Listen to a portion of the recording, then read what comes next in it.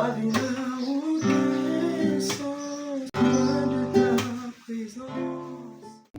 De 6 à 6 heures, les rendez-vous que nous avons pris tous devant le Seigneur pour que nous puissions nous rencontrer afin de parler de sa part. Je vous bénis de partout à travers le monde d'où vous nous suivez. Nous allons faire une prière de déclaration, bien-aimés. Avant de commencer, j'aimerais que nous puissions lire 2 passages bibliques. Après quoi, nous allons faire une courte prière de déclaration par rapport à ce mois de juin. Aujourd'hui, le 6, un mois très important dans le calendrier de la vie des enfants de Dieu. Pour ce faire, je m'en vais rapidement aller dans les Écritures. Nous allons prendre les livres d'Exode. Exode chapitre 2, nous allons lire du 1er au 3e verset. Et puis nous allons lire le livre de Marc chapitre 4, le 36e au 40e verset. Je vous prie de ne pas me tenir rigueur parce que nous sommes dans un endroit qui ne nous est pas habituel. Donc je suis censé utiliser les moyens du bord. Si vous n'avez pas vu physiquement la Bible, mais tout justement, vous tous, vous savez que chacun a sa Bible. Nous allons lire rapidement le livre de Exode, le chapitre 2, le verset 1er au verset 3. La Bible nous dit: un homme de la maison de Lévi avait pris pour femme une fille de Lévi. Cette femme devint enceinte et enfanta un fils. Et vit qu'il était beau. Elle le cacha pendant 3 mois.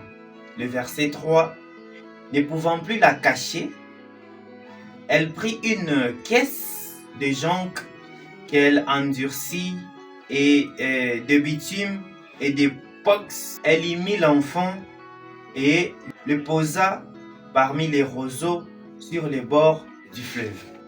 Nous allons rapidement lire Marc chapitre 4, le 36e verset au 40e verset. Après avoir renvoyé la foule, ils l'amenèrent dans la barque où il se trouvait. Il y avait aussi d'autres barques avec lui. Il s'éleva un grand tourbillon et les flots se jetaient dans la barque au point qu'elle se remplissait déjà. Verset 38. Et lui, il dormait à la proue sur les coussins. Ils le réveillèrent et lui dirent: Maître, ne t'inquiètes-tu pas de ce que nous périssons? S'étant réveillé, il menaça le vent et dit à la mer: Silence, tais-toi. Et le vent cessa, et il y eut un grand calme. Le verset 40. Puis il leur dit: Pourquoi avez-vous ainsi peur? Comment n'avez-vous point de foi? Parole du Seigneur. Bien-aimés dans le Seigneur, je m'en vais rapidement vous donner le thème que nous allons partager. Je ne serai pas long. Nous sommes dans un thème très prophétique qui est intitulé « Jésus ne t'a jamais abandonné en cours de chemin ». La première histoire que nous venons de lire, mesdames et messieurs, bien-aimés frères et sœurs, nous avons lu Exode chapitre 2, le verset 1er au verset 3. On nous montre l'histoire d'un fils qui est né, un fils qui naquit, n'est-ce pas, en Égypte. Il s'agit donc de Moïse. La mère de Moïse, il y avait une loi que Pharaon, le roi d'Égypte, avait donnée, n'est-ce pas, pour tuer tous les premiers-nés mâles des Juifs qui étaient en Égypte en esclavage. Et la maman de Moïse, la maman biologique de Moïse, vu que cet enfant était un enfant beau, alors comme il était beau, elle ne voulait pas le tuer, ne voulait pas se soumettre à la loi de Pharaon. Qu'est-ce qu'elle a eu à faire? Elle a été inspirée, elle a fait une caisse en bois. Et dans la caisse, elle a eu à arranger à l'intérieur.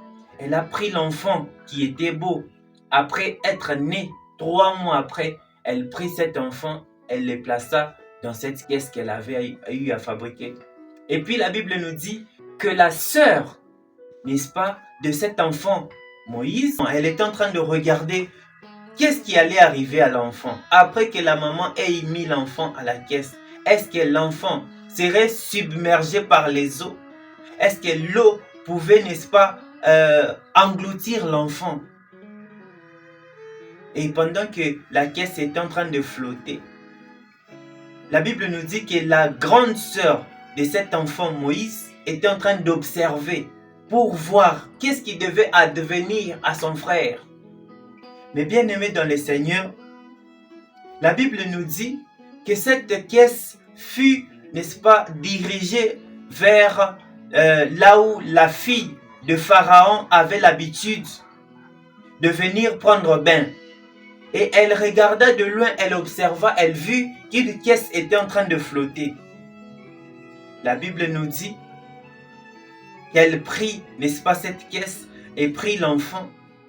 Et puis, la même sœur de cet enfant proposa à la fille de Pharaon, veux-tu que nous puissions vous chercher une mère qui va commencer à allaiter ton fils, cet enfant? Elle trouva que c'était bon, jusqu'à ce qu'on le lui amène. Bien-aimé, ce n'est pas ça le thème, ce n'est pas ça le nez du problème. Je voulais te faire remarquer que dans cette caisse, il y avait un enfant et l'eau n'avait pas la possibilité de submerger cet enfant, d'engloutir cet enfant. Nous avons vu également que Jésus était avec ses disciples. Jésus, pendant qu'il était en train de travailler, il était en train de faire l'œuvre, d'accomplir l'œuvre de son Père qui lui avait envoyé. Il était avec ses disciples dans la barque. La Bible nous dit qu'un vent s'éleva dans la mer et le vent a agité les eaux. Et c'est ainsi que les disciples n'avaient plus la possibilité que de recourir à leur maître qui était Jésus. La Bible nous dit qu'il réveilla Jésus qui dormait qui posait sa tête sur un coussin. Ça veut dire que Jésus dormait paisiblement. Il savait que nous étions en train de partir d'un point A à un point B. Toujours dans le cadre de faire l'œuvre. Ce que je mérite te faire remarquer, bien-aimé, c'est que le Seigneur Jésus était calme. Le Seigneur Jésus avait l'assurance que tout allait bien et tout finirait bien. Bien-aimé dans le Seigneur, Jésus ne t'a jamais abandonné. Il ne pourra jamais t'abandonner en cours de route. Nous avons vu comment est-ce que l'enfant Moïse était placé dans une caisse. Il était en train de, n'est-ce pas, de suivre, la caisse suivait le mouvement de l'eau. De la même manière, dans le Nouveau Testament, la barque, qui est la représentation, qui représente aussi, n'est-ce pas, cette caisse dans l'Ancien Testament, était en train de suivre le mouvement de la mer. Mais ici, nous avons vu que dans le Nouveau Testament, la mer était agitée. Par contre, dans l'Ancien Testament, le fleuve n'était pas agité. Bien-aimés dans le Seigneur, les disciples, eux, ils n'avaient pas l'attitude que Moïse avait. Quand bien même Moïse était enfant, lui, il ne connaissait rien. Il était calme, un bébé, inconscient soit-il. Par contre, les disciples, eux, ils étaient conscients. Seulement la mer aille à s'agiter.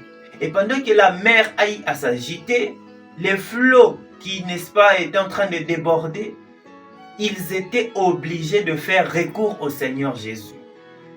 Bien-aimés dans le Seigneur, en ce mois de juin 2025, aujourd'hui le 6, nous avons pris rendez-vous pour des déclarations. Nous avons pris le rendez-vous avec le Seigneur.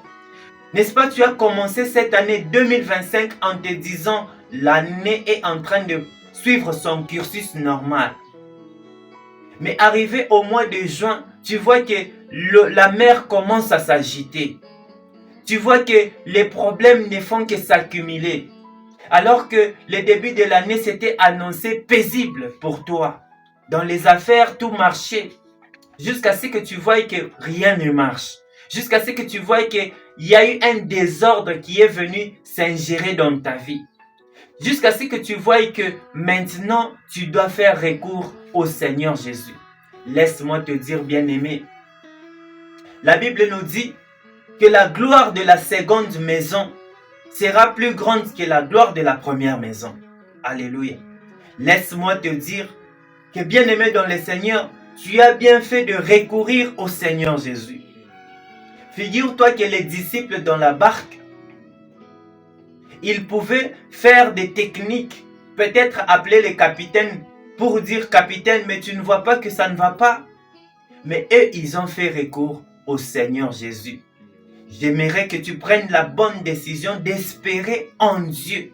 J'aimerais que tu prennes la bonne décision de croire toujours que le Seigneur se lèvera le dernier dans ton problème.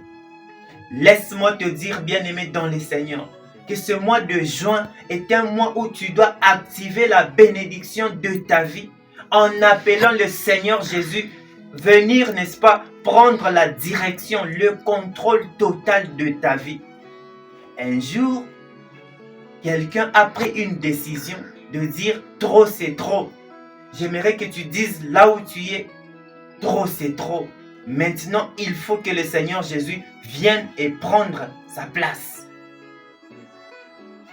Ça veut dire que les 6 mois qui nous restent pour que l'année 2025 se termine, ce sont les 6 mois décisifs de ta vie.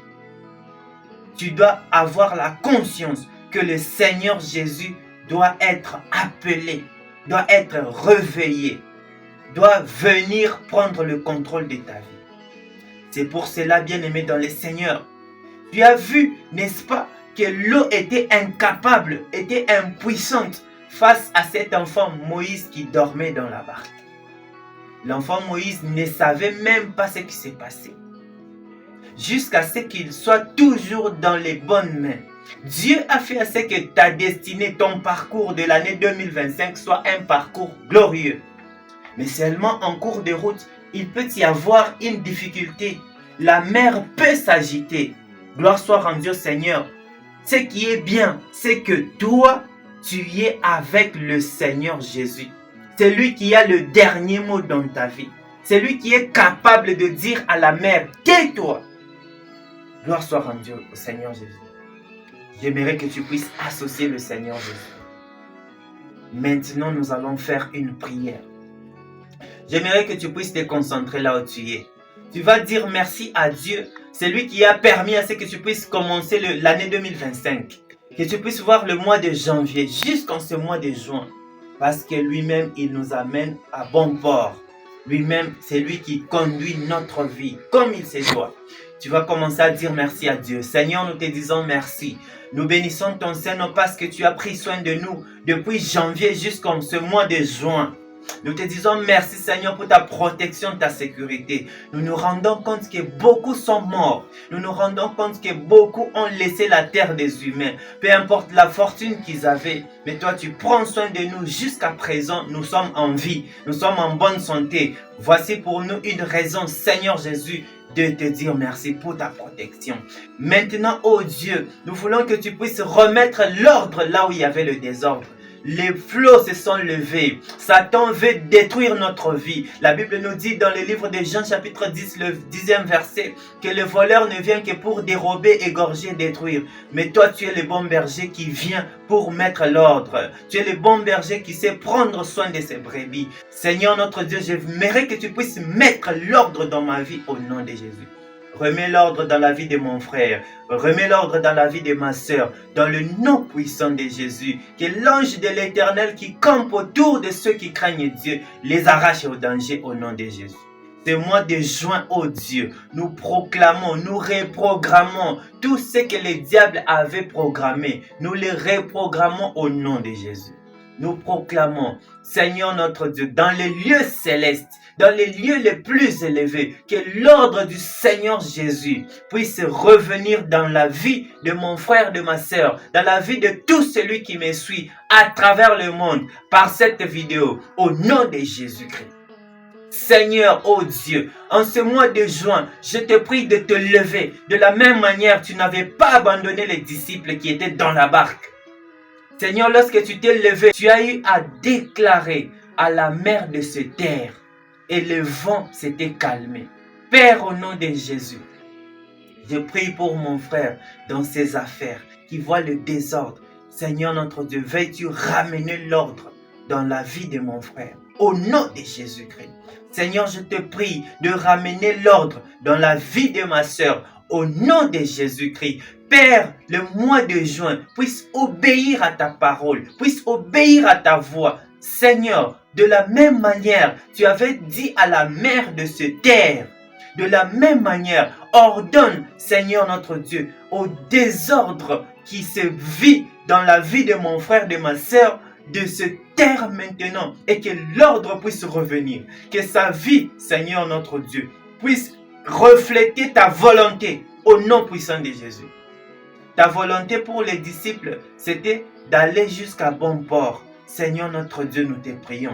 Maintenant, en ce mois de juin, oh Dieu, les 6 derniers mois qui nous restent pour l'année 2025, que l'ordre puisse revenir dans le nom de Jésus. Père, je crois fermement que tu as fait. Père, je crois fermement que tu as écouté cette prière et tu as exaucé cela au nom de Jésus. Maintenant, que l'ordre revienne. Maintenant, que mon frère, ma soeur qui me suit, puisse témoigner ta grandeur dans le nom puissant de Jésus. J'ordonne au mois de juin d'obéir à la volonté du Seigneur Jésus dans la vie de mon frère et de ma soeur. Maintenant, tout ce qui ne marchait pas puisse marcher au nom de Jésus. Que l'ordre puisse revenir. Que les choses puissent avancer. Que maintenant, la nouvelle marche avec le Seigneur puisse continuer dans le nom de Jésus. Seigneur, que la puissance de la maladie soit ôtée de la vie de ma soeur, soit ôtée de la vie de mon frère, de toute personne qui m'écoute maintenant, qui me suit attentivement, dans le nom puissant de Jésus. Que juin soit différent du mois de mai. Que juin soit différent du mois d'avril. Que juin soit différent du mois de mars 2025 au nom de Jésus pour mon frère et ma soeur.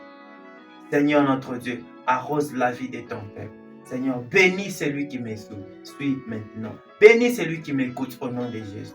Que l'ordre puisse revenir. Que les lois de la famille puissent tomber au nom puissant de Jésus. Que les chaînes qui entouraient tes enfants, tes fils et tes filles puissent tomber au nom puissant de Jésus. De la même manière, Pierre a été libéré en prison. Seigneur, que ces chaînes-là tombent. Que sa vie puisse avancer. Que sa vie puisse être une vie glorieuse au nom puissant de Jésus. Nous te disons merci, tendre Père. Nous croyons infiniment que tu nous as exaucés. Nous croyons infiniment que tu as agi dans la vie de tes enfants. Au nom précieux de Jésus. Merci Seigneur notre Dieu. Bien-aimé, tu acclames là où tu es. Acclame très fort le Seigneur. Nous sommes arrivés à la fin, n'est-ce pas, de ce moment que nous avons prévu. Le 6 à 6 heures.